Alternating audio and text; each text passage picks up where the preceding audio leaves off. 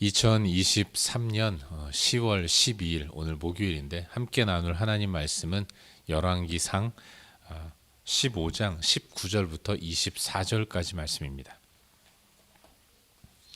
열왕기상 15장 19절부터 24절까지 말씀 우리 한 목소리로 함께 읽도록 하겠습니다.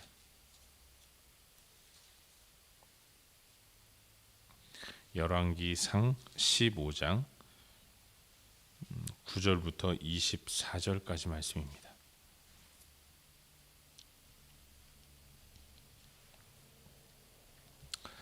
우리 함께 읽겠습니다.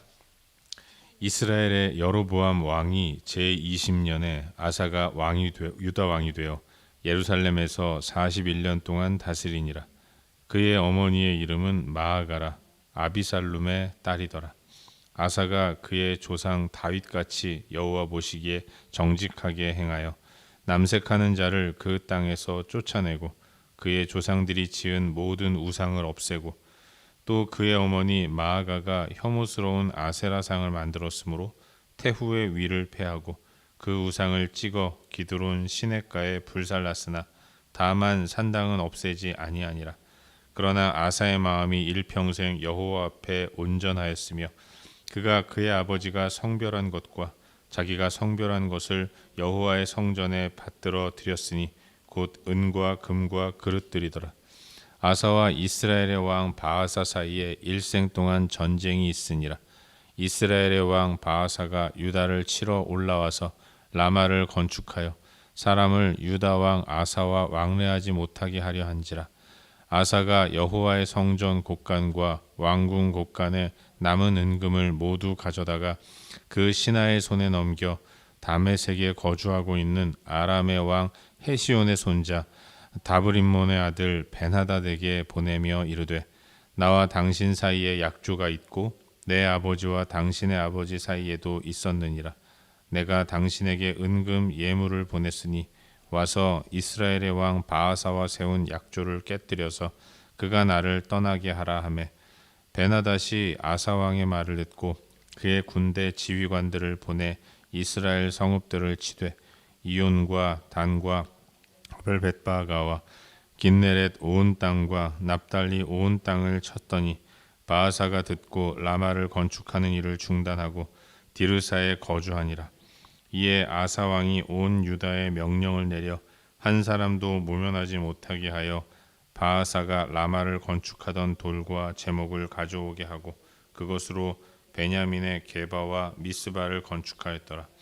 아사의 남은 사적과 모든 권세와 그가 행한 모든 일과 성읍을 건축한 일이 유다 왕 역대 지략에 기록되지 아니하였느냐. 그러나 그는 늙음하게 발에 병이 들었더라. 아사가 그의 조상들과 함께 잠에 그의 조상들과 함께 그의 조상 다윗의 성읍에 장사되고 그의 아들 여호사밧이 대신하여 왕이 되니라. 아멘. 복된 새 하루가 시작되었습니다. 저는 어제까지 대양주 예수교 장로회 총회 목회자 수련회에 참여를 하느라고 월요일부터 수요일까지는 우리 새벽 기도를 개인 기도회로 대체를 했습니다. 그리고 이제 오늘부터 다시 새벽 기도회를 하게 되었는데 늘 항상 말씀의 인도를 따라 살아가는 것 자체가 우리에게는 커다란 은혜다라는 생각을 해보게 됩니다. 하나님 말씀이 우리의 삶을 주장할 때 그 길로 순종하며 나아갈 때는 형통함이 있는 것이죠. 오늘도 새벽에 하나님 말씀을 나누고 또 나눈 말씀을 하루 살아가면서 순간순간 떠올려서 그 말씀대로 나는 살아가고 있는가 우리 자신을 스스로 점검할 때 그때 우리에게는 형통의 삶, 풍성한 삶, 하나님과 함께하는 즐거운 삶이 펼쳐지리라 믿습니다. 그런 삶을 사는 저와 여러분 우리 모두가 될 수 있기를 바랍니다. 요즘 우리는 새벽 기도의 시간을 통해서 이 열왕기상 말씀을 묵상하고 있는데 오늘은 방금 읽은 말씀이니 열왕기상 15장 9절부터 24절까지의 말씀을 살펴보는 가운데 우리에게 주시는 은혜와 도전들을 함께 나누기 원합니다. 르호보암 시대로부터 나라가 둘로 분열이 됐습니다. 그래서 북쪽은 북이스라엘, 남쪽은 남유다라고 칭하는 본격적인 분열 왕국 시대가 이스라엘 가운데 펼쳐지게 되었죠. 근데 사실 이스라엘은 하나님의 백성들 아니겠습니까? 그래서 실질적인 왕은 하나님이셨던 거예요. 북이스라엘도 그렇습니다. 북이스라엘도 우리가 다 살펴본 내용이지만 하나님은 솔로몬 시대에 솔로몬의 신하였던 이 여로보암에게 나타나셔서 아히야 선지자를 보내서 네가 열 지파의 왕이 될 것이다 이미 말씀을 하셨던 거죠. 그런 의미에서 여로보암이 세운 북이스라엘 또한 하나님이 다스리시는 하나님이 왕이신 그런 나라였다고 말할 수 있는 것입니다. 하지만 아쉬운 것은 그렇게 하나님의 뜻에 의해서 열 지파를 가지고 세워진 북이스라엘이었지만 안타깝게도 초대 왕인 여로보암부터 마지막 왕인 호세아까지 북이스라엘에는 단 한 명도 하나님 보시기에 선한 왕이 없었다는 겁니다. 반면 남유다 또한 상황이 그렇게 다르지는 않았어요. 르호보암 이후로부터 세워지는 많은 왕들 가운데 대부분이 하나님 보시기에 선한 왕이 아닌 악한 왕이라고 평가받는 인물들이 많이 있었습니다. 그런데 그 중에 몇몇 사람들은 하나님께서 선한 왕이라고 인정해 주셨고 성경에 그렇게 기록해 놓으셨던 거죠. 그 중에 한 사람이 오늘 우리가 살펴보려고 하는 아사라는 인물입니다. 이 아사는 르호보암의 손자인데 그가 왕이 되어서 41년 동안을 통치했고 하나님은 그 시대의 그 아사를 여호와 보시기에 정직히 행한 사람이다라고 말씀하고 계신 겁니다. 여러분 아사는 유다 땅 가운데서 남색하는 자를 다 쫓아냈습니다. 남색이라는 것은 잘 아시겠지만 동성애자들을 얘기하는 거죠. 동성애자들을 다 몰아냈어요. 그런가 하면 조상들로부터 섬겨오던 우상들을 없애는 일을 했습니다. 굉장히 철저하게 우상 숭배를 철폐하고 하나님 보시기에 합당한 삶을 살도록 백성들을 도전했는데 얼마나 단호하게 그 일을 추진했는가 하면 그의 아사의 어머니인 마아가는 아세라 상을 만들어 놓고 숭배하는 우상 숭배자였습니다. 아무리 어머니가 그런 일을 하더라도 그걸 용납할 수 없었기 때문에 아사는 태후의 위를 패하면서까지 마아가가 섬기던 아세라 상 숭배를 멈추게 했고 이 아세라 상을 기드론 시냇가에서 불살라 태워버리게 만들었던 겁니다. 그토록 우상 숭배에 철저했던 아사였는데 하지만 아쉽게도 산당은 없애지 않았다라고 기록하고 있습니다.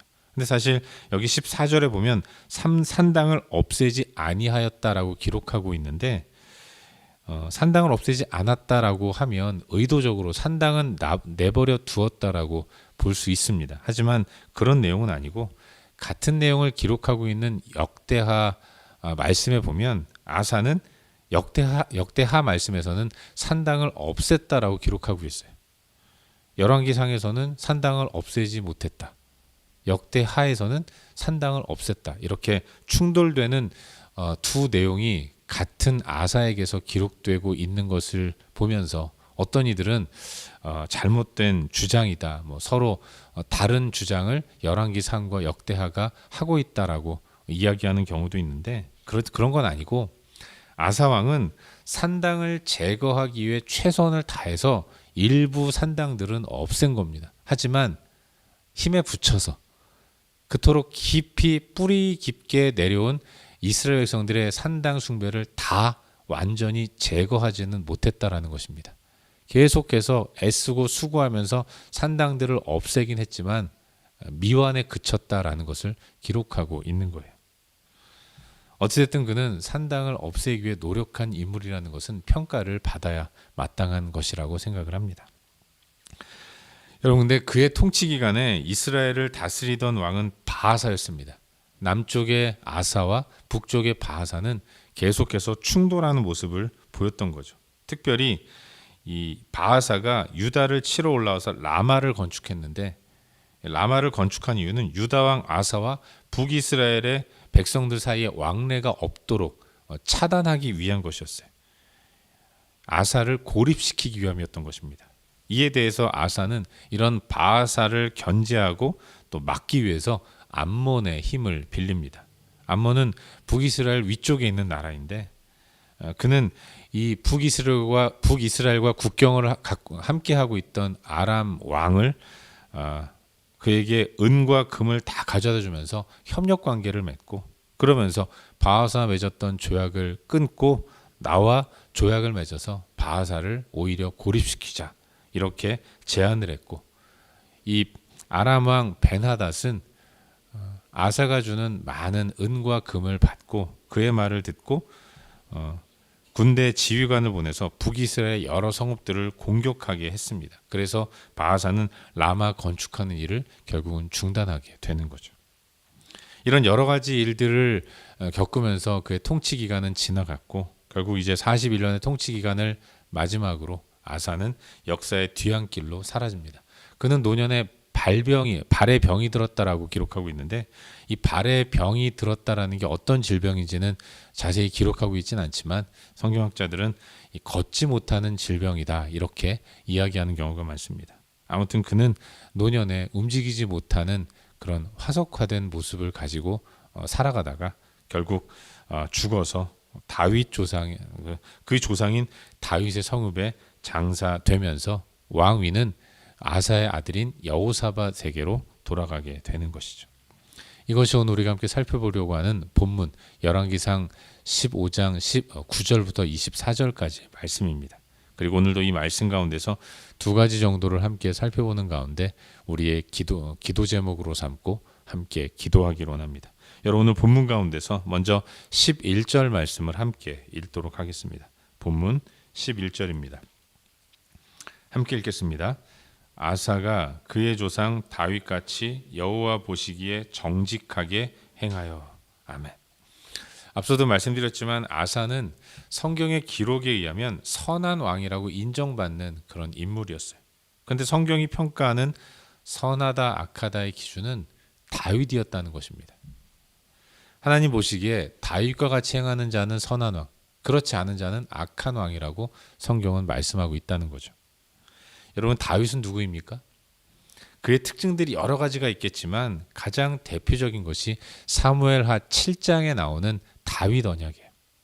하나님은 다윗과 언약을 맺어주셨습니다. 하나님은 그에게 내가 너의 후손에게서 영원한 왕위가 이어지게 될 것이다 라고 약속하셨습니다. 그리고 하나님은 다윗에게 너는 나 여호와만을 온전히 섬기는 모습을 가져라 라고 주문하셨어요. 이 두 가지 약속을 하나님은 다윗에게 너의 후손을 통해서 왕위가 끊어지지 않게 해주겠다 약속하셨고, 또 다윗은 하나님 앞에서 일평생 하나님만을 섬기겠습니다라고 약속했던 거죠. 하나님은 당신과의 그 약속에 최선을 다하는 인물에 대해서는, 다윗처럼 최선을 다하는 인물에 대해서는 선하다 정직하다 평가를 내리시는 거죠. 결과는 그렇게 중요하지 않습니다. 어떤 한 인물이 역사적으로 백성들로부터 박수를 받으면서 많은 업적을 남긴 것, 이건 중요한 것이 아니라 그의 마음이 다윗과 같이 하나님 앞에서 온전한 모습을 가지고 살아가기 위해 애쓰고 수고했느냐, 이걸 보시고 그는 선한 왕이다라고 평가하고 계신다는 거죠. 여러분 잘 아시겠지만 다윗이 어디 그렇게 행위가 완전한 삶을 살았습니까? 그의 인생을 살펴보면 하나님 보시기에 너무나도 악한 일들도 여러 번 있었던 거죠. 하지만 그는 깨닫게 하신 하나님을 바라보면서 회개하고 통회하고 자복하고 돌이키고, 그리고 다시금 하나님 보시기에 합한 모습으로 언약을 지키기 위해 애쓰고 수고하는 그런 모습을 보였던 인물이라는 거죠. 하나님은 그런 사람을 가리켜서 선하다라고 평가하고 계시는 거죠. 여러분, 선하다 악하다의 판단 기준은 하나님에 있는 거 아니겠습니까? 하나님은 그와 같이 우리 하나님 백성들의 마음을 살펴보시는 분이다라는 것을 알 수 있어요. 아사도 마찬가지입니다. 아사는 하나님 보시기에 선한 인물이라고 평가를 받는 사람인데, 그런데 오늘 본문을 보시면 앞부분은 하나님 보시기에 우리도 잘한 일이다라고 평가받을 만한 일들을 했습니다. 우상을 제거했고요, 남색하는 자들을 몰아냈습니다. 그런가 하면 은과 금을 모아다가 성전의 곳간과 왕궁의 곳간에 채우는 일을 했던 거예요. 하나님 보시기에 합한 일들도 했지만 뒷부분에 나오는 모습을 보시면 그는 하나님 보시기에 선한 모습을 보이지 못하는 것을 보게 됩니다. 이따가도 말씀드리겠지만 그는 이 북이스라엘을 견제하기 위해서 아람 세력을 끌어들였고요. 그리고 아람 세력을 끌어들이기 위해서 여호와의 성전 곳간에 두었던 은과 금을 다 끌어다가 아람 왕 베나닷에게 갖다 바치는 겁니다. 이런 인본주의적인 모습을 보였던 사람이 아사 왕이었고 그는 노년에 발에 병이 들었다라고 기록하고 있는데 이 가운데서 하나님을 의지하기보다는 인간적인 모습으로 병 치료에 매달리는 하나님을 의지하지 않는 이런 모습을 보여주었던 사람이 아사였던 것입니다. 그럼에도 불구하고 하나님은 그를 선한 왕이라고 인정하는 것은 그는 어찌하든지 하나님 앞에서 그의 마음을 정하고 여호와 앞에서 마음 가운데 하나님을 섬기는 모습을 가지려고 애를 썼기 때문이라는 것입니다. 우리도 마찬가지입니다. 하나님은 우리의 삶 가운데서 마음을 기쁘게 받으시는 분이에요. 그리고 우리가 하나님 앞에 마음을 온전히 올려드릴 때 하나님은 우리의 마음을 받으시고 우리의 삶 가운데 역사하셔서 하나님 보시기에 합한 길로 나아가게 하시는 분이라는 것을 잊지 말아야 하는 것입니다. 바라기는 오늘 하루 이 땅을 살아가면서 하나님 보시기에 정직한 마음을 달라고 기도하시기를 바라요. 마음의 굳건함이 우리의 생활과 삶 속에서 정직한 행위로 나타날 수 있도록 하나님 내 마음 주장하시고 마음 가운데 역사하신 하나님을 의지함으로 오늘도 행위 바른 삶을 지향하며 나아갈 수 있도록 도와주시옵소서. 이렇게 기도하는 우리 모두가 될 수 있기를 바랍니다. 한 가지만 더 묵상하기를 바라는데 오늘 본문 가운데서 18절 말씀을 함께 읽도록 하겠습니다. 본문 18절입니다. 함께 읽겠습니다. 아사가 여호와의 성전 곳간과 왕궁 곳간에 남은 은금을 모두 가져다가 그 신하의 손에 넘겨 다메섹에 거주하고 있는 아람의 왕 헤시온의 손자 다브림몬의 아들 베나닷에게 보내며 이르되 아멘. 여러분 선한 왕이라 일컬어지는 아사의 아주 부끄러운 모습이 이 18절에 기록되어 있습니다. 15절 말씀 보시면 은과 금과 그릇을 여호와의 성전에 받들어 드렸다라고 기록하고 있어요. 하나님 보시기에 아름다운 모습 아니겠습니까? 그런데 18절을 보니까 드린 성전의 은과 금을 다 가져다가 이제는 아람 왕 베나닷에게 드리고 바치고 있는 것이죠. 하나님께 드릴 때는 언제고 다 빼앗아서 또 인간에게 베나닷에게 갖다 바치는 이런 모습은 뭐냔 말이죠. 지금 당장 눈앞에 펼쳐진 위기 한번 모면해 보겠다고 북이스라엘의 바하사의 싸움에서 한번 이겨보겠다고 고립을 풀고 평안을 누려보겠다고 하나님께 드린 물건 또한 다시 빼앗아서 인간 왕에게 갖다 바치는 이런 연약하고 어이없는 모습을 보인 사람이 아사라는 인물이었던 거죠. 근데 여러분 그럼에도 불구하고 하나님은 그를 여호와 보시기에 정직하게 행했다. 그의 마음이 일평생 여호와 앞에 온전했다라고 말씀하고 계신 겁니다. 이쯤 되면 하나님은 아사를 무조건 좋게만 보시려고 하시는 분이다라는 생각을 해보게 됩니다. 그의 행위 가운데 공과 과가 있지 않겠습니까? 그런데 하나님은 그 공을 크게 보시고 그를 칭찬하고 계신 우리 하나님은 넉넉한 분이다라는 것을 묵상해 보게 되는 거죠. 여러분 하나님은 우리를 바라보실 때 커트라인이 그렇게 높지 않으세요. 우리가 하나님 앞에서 작은 것 하나 해도 하나님은 기쁘게 받으시면서 고맙다, 너 잘했다, 너 훌륭하다 풍성하게 칭찬해 주시는 분이라는 것을 묵상하게 되는 거죠. 우리 삶 가운데 연약한 모습을 보일 때에도 그걸 책망하시는 이유는 행위를 돌이켜 하나님 보시기에 합당한 삶을 살아야 진정 풍성한 길을 걸어갈 수 있기 때문에 풍성함을 주시기 위해서 때로는 책망도 하시지만 하나님은 어린 자녀들이 노래 한번 잘한다고 부모가 그렇게도 칭찬하고 우리 아이는 가수가 될 거야. 우리 아이는 뭐 수학 문제 하나 풀어도 굉장한 뭐 수학적인 지혜가 있는 사람이다라고 칭찬하듯이 하나님은 자기 백성의 우리를 그렇게 넉넉한 마음으로 바라보시는 분이라는 거죠. 하지만 우리는 어떻습니까? 하나님은 그렇게 우리를 넉넉하고 풍성하게 바라보시는데 우리는 우리와 똑같은 인간들을 바라볼 때 아주 높은 커트라인으로 사람을 재단하고 평가하는 모습들이 얼마나 많이 있는지 모르는 거예요. 저에게도 그런 모습이 많이 있는데, 나는 넉넉한 하나님으로 인해서 자유함을 누리지만 다른 사람을 평가할 때는 너무나도 인색한 모습으로 이건 이래서 안 되고 저 사람은 다 좋은데 저게 안 좋아서 나빠라고 말하는 경우가 얼마나 많이 있는지 모르는 거죠. 마치 예수님 비유에서도 나오듯이 1만 달란트 빚진 자와 같은 모습을 가지고 살아갈 때가 얼마나 많이 있는지 몰라요. 자기는 1만 달란트 탕감받았으면서 형제에게 100데나리온 갚지 않는다고 징계하고 그를 감옥에 가두는 이런 인색함이 우리 가운데 있지는 않은가, 이런 생각을 해보게 되는 거죠.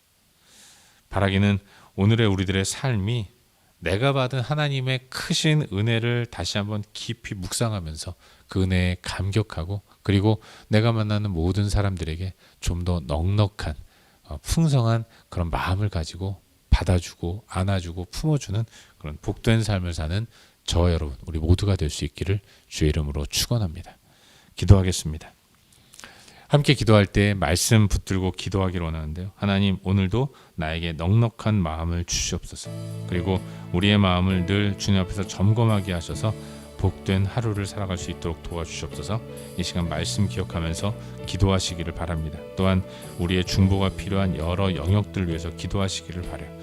HS 시험도 시작되었는데 우리 학생들을 위해서 기도하시고, 또 질병으로 고통받는 환우들을 위해서도 기도하시고, 또 여러 분야를 위해서 또 하나님의 은혜가 그곳 가운데 넘쳐날 수 있도록 해달라고 기도하시고, 그리고 각자 개인적인 기도 제목 가지고 기도하시다가 일상의 삶의 자리로 나아가도록 하겠습니다.